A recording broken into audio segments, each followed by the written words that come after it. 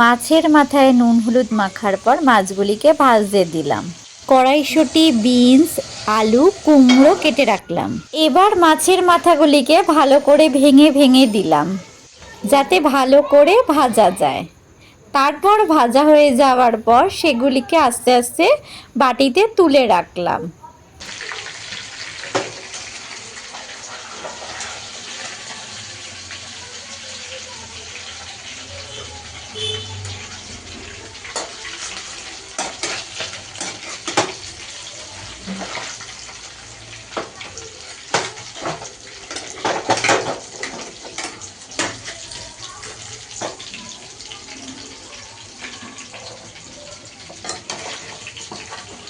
মধ্যে চলে গেল তেজপাতা আর শুকনো লঙ্কা। এবার আমরা কড়াইতে দিয়ে দেব 5 ফোড়ন। তার মধ্যে দেব জিরে, কালো জিরে, মেথি আর মৌরিটা একটু বেশি দিচ্ছি, কারণ আমাদের এখানে যেহেতু রাঁধুনি পাওয়া যায় না তার জন্য।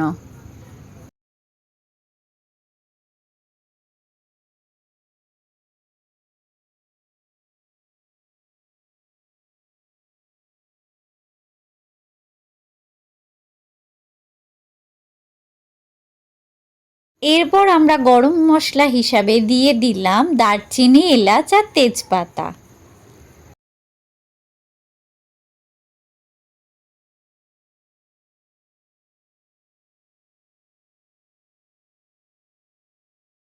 হিংও দেওয়া হচ্ছে। এদিকে দেওয়া হচ্ছে অল্প করে একটু আদা গুঁড়ো। যেহেতু আমরা আদা ব্যবহার করি না তাই আদা গুঁড়োটা ইউজ করি। জিরের গুঁড়ো দেওয়া হচ্ছে এবারে অল্প করে। এবার হলুদও দেওয়া হচ্ছে। এর মধ্যে এবার যে সোমবারগুলি দেওয়া হয়েছে তার মধ্যে আমরা সবজি দিয়ে দিলাম। সবজির মধ্যে কি আছে? কুমড়ো, আলু, বিনস আর কড়াইশুঁটি। এরপরে দেওয়া হচ্ছে একটু নুন।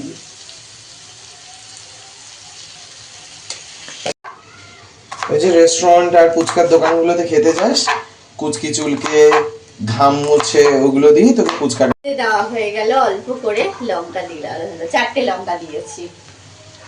এবার দেখা যাক ঝাল হয় কিনা।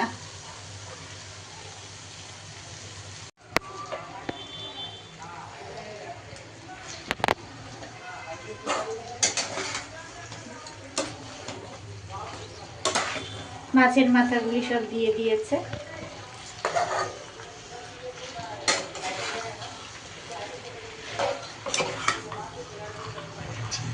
আপনাদের স্বাদ মতন অল্প করে চিনি দিয়ে দেবেন এর মধ্যে। আচ্ছা, হয়ে গেছে, শেষ। গ্যাস নিভিয়ে দিচ্ছ। এর মধ্যে এবার কি যাবে? গরম মশলা, সানরাইসের শাহী গরম মশলা, রান্নায় আলাদাই মাত্রা এনে দেয়। এরপরে কি যাবে? অল্প করে ঘি দাও। দেখো দেখো, ঘি ভরে ভরে দিচ্ছে। ব্যাস, এই ঘি পড়ে যাচ্ছে সাইডে, ওটা তুলে রাখো কাচিয়ে।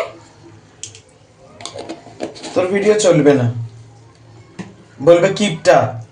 ভালো, আমি কিপটা কিপটা। সংসার করতে গেলে একটু বাঁচাতে লাগে। ওটাকে নাড়িয়ে নাও, চামচটাকে ওর সাথে ইয়ে করে নাও, তাহলে ভালো হয়ে যাবে।